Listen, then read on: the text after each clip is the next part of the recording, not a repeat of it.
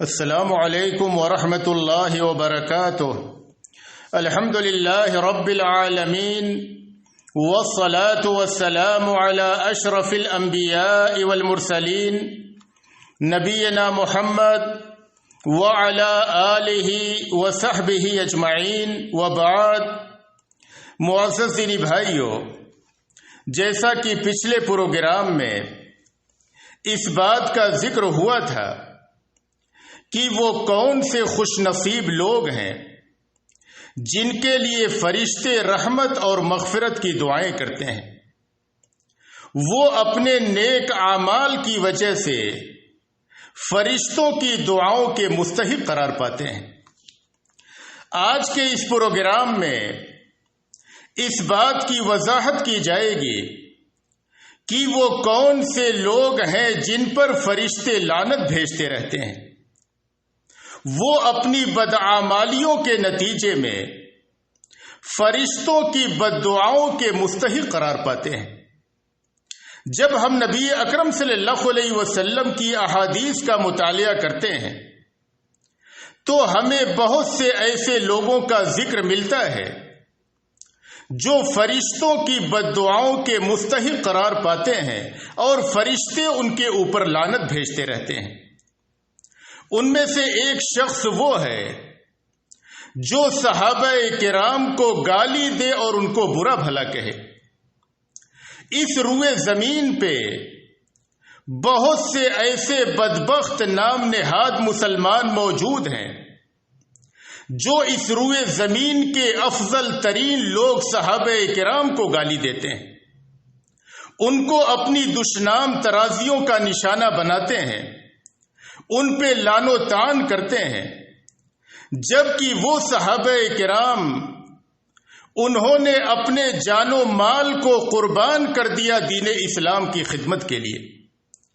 اللہ تبارک و تعالی ان سے راضی ہو گیا اور وہ اللہ سے راضی ہو گئے۔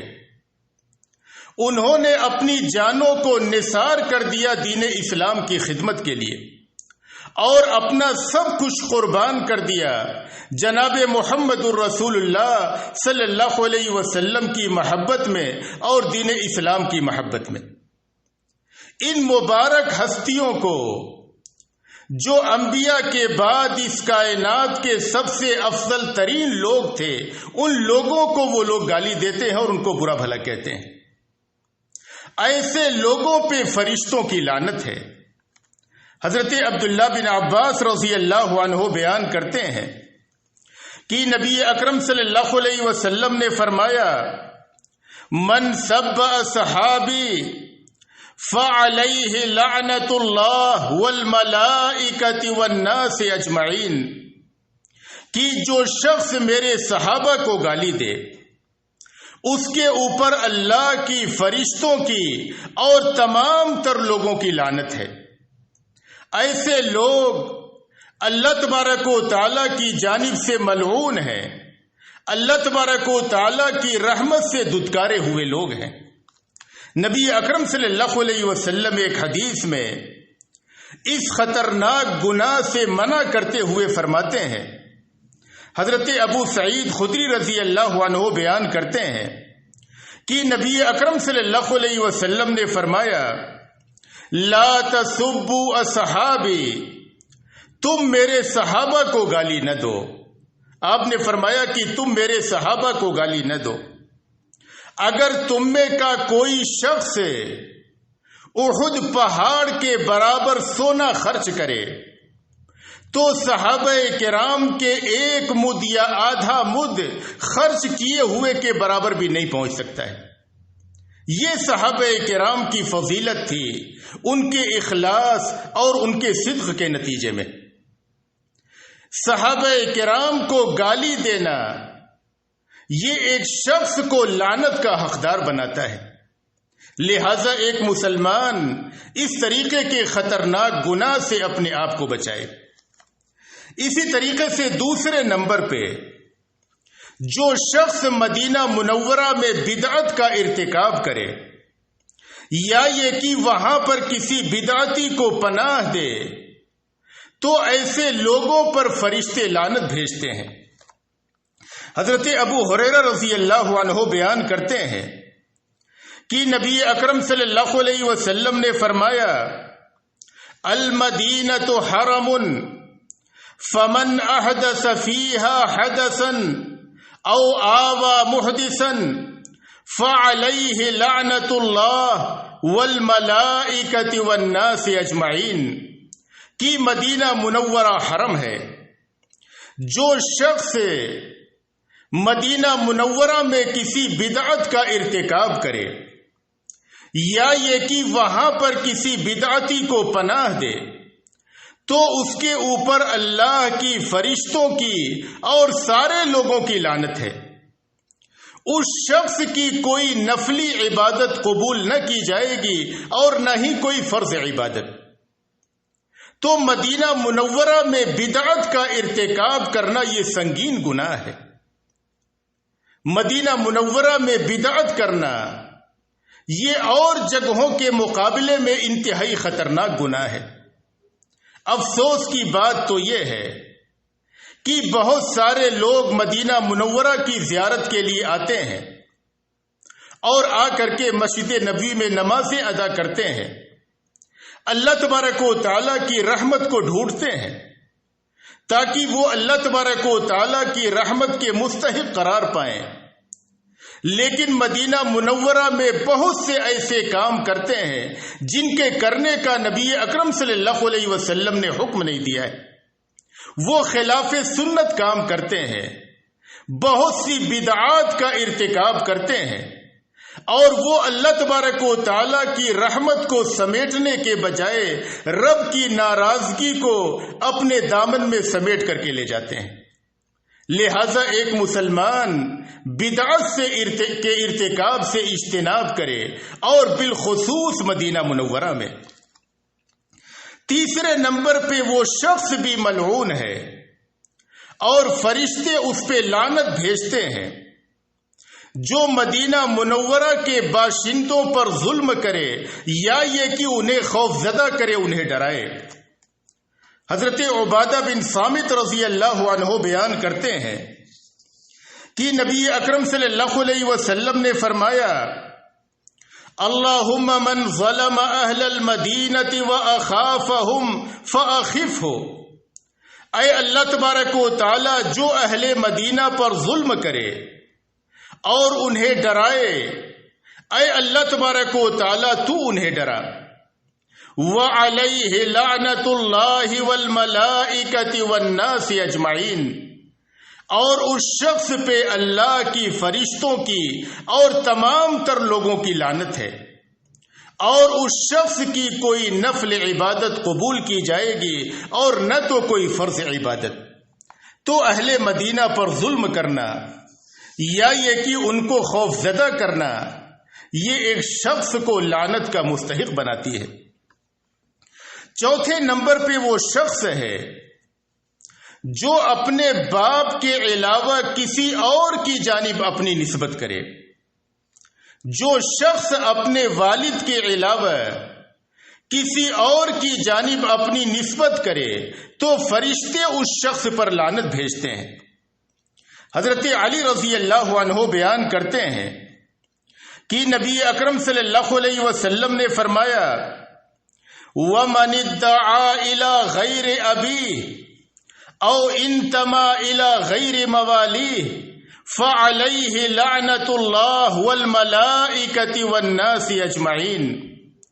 کہ جو شخص اپنی نسبت اپنے والد کے علاوہ کسی اور کی جانب کرے یا یہ کہ غلام اپنی نسبت اپنے آقا کے علاوہ کسی اور کی جانب کرے تو اس شخص پہ اللہ کی فرشتوں کی اور تمام تر لوگوں کی لعنت ہے.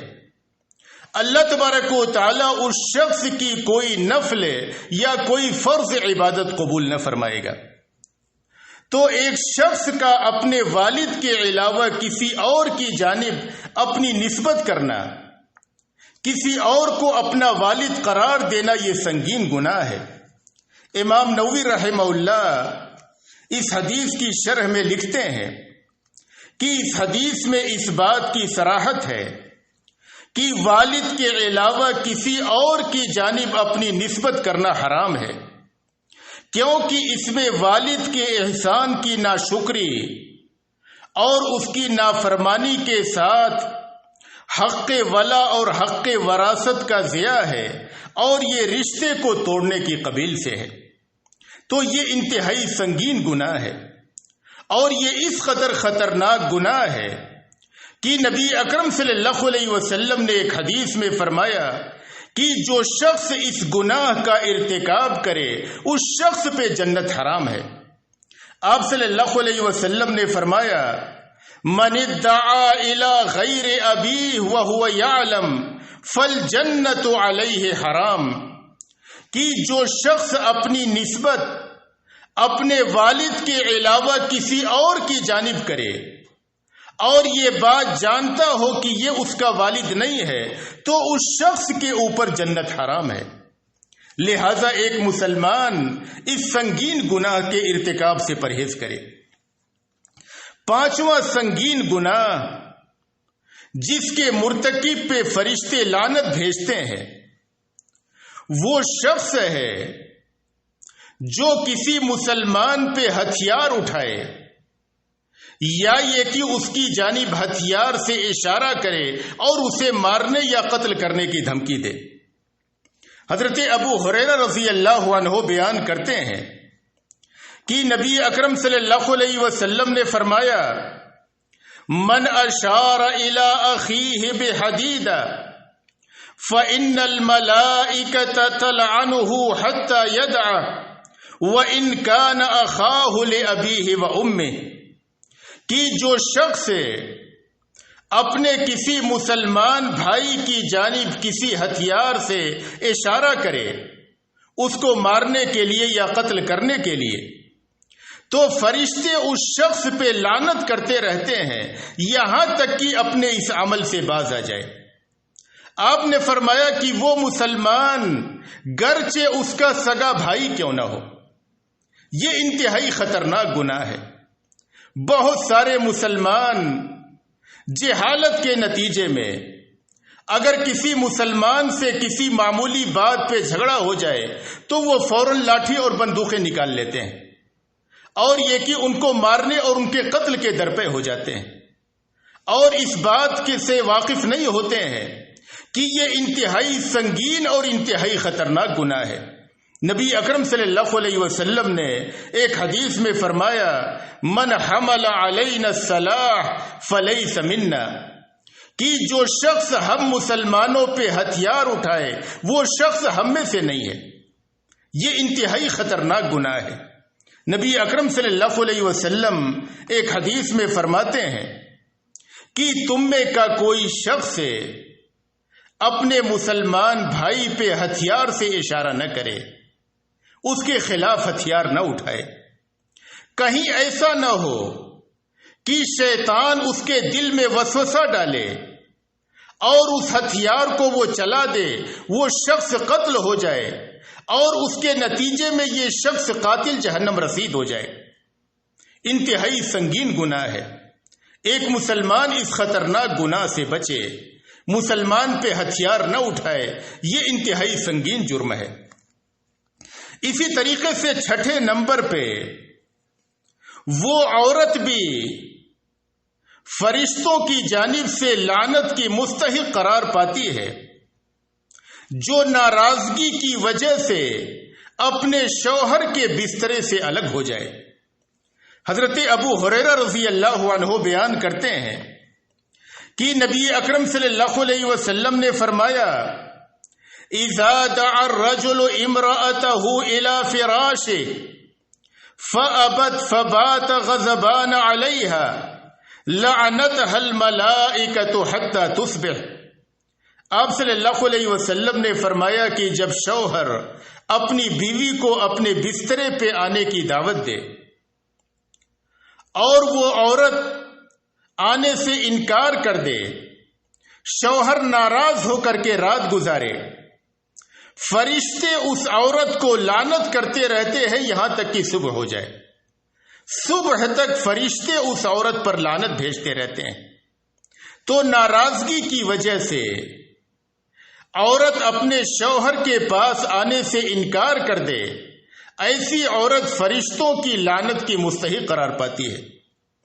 حضرت طلق بن علی رضی اللہ عنہ بیان کرتے ہیں کہ نبی اکرم صلی اللہ علیہ وسلم نے فرمایا، اذا دعا الرجل زوجته لحاجته فلتأته وإن كانت على التنور، کہ جب شوہر اپنی بیوی کو اپنی حاجت کے لیے یعنی ہم بستری کے لیے بلائے تو عورت کو چاہیے کہ فوراً آ جائے، گرچہ وہ تندور پہ روٹی ہی کیوں نہ پکا رہی ہو، ہیلے بہانے نہ کرے، فوری طور پہ شوہر کے بلانے پہ وہ حاضر ہو جائے۔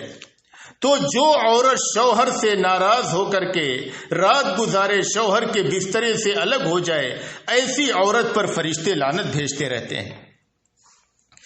اسی طریقے سے 7ویں نمبر پہ اس شخص پر فرشتے لعنت بھیجتے ہیں جو قصاص کی راہ میں رکاوٹ بن جائے۔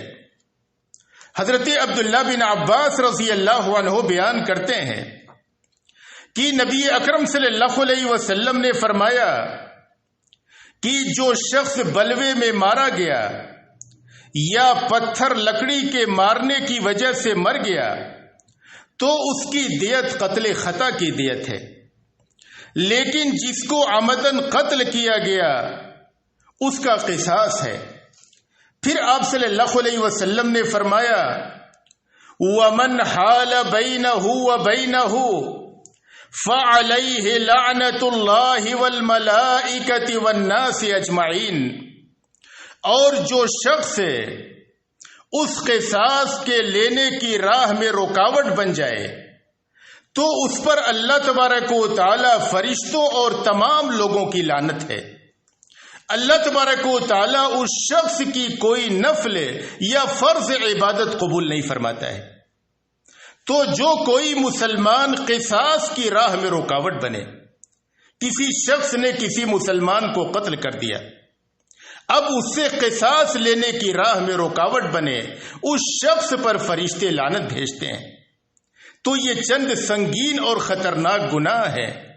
اگر ایک مسلمان ان گناہوں میں سے کسی گناہ کا ارتکاب کرتا ہے تو فرشتے اس شخص پہ لعنت بھیجتے ہیں۔ وہ اللہ تبارک و تعالیٰ سے بد دعائیں کرتے ہیں کہ اے اللہ تبارک و تعالیٰ تو اس شخص کو اپنی رحمت سے محروم کر دے، اور جو شخص اللہ تبارک و تعالیٰ کی رحمت سے محروم ہو جائے تو اس شخص کے لیے کوئی بھی رحمت نہیں، اس شخص کے لیے زندگی میں کوئی خوشی نہیں۔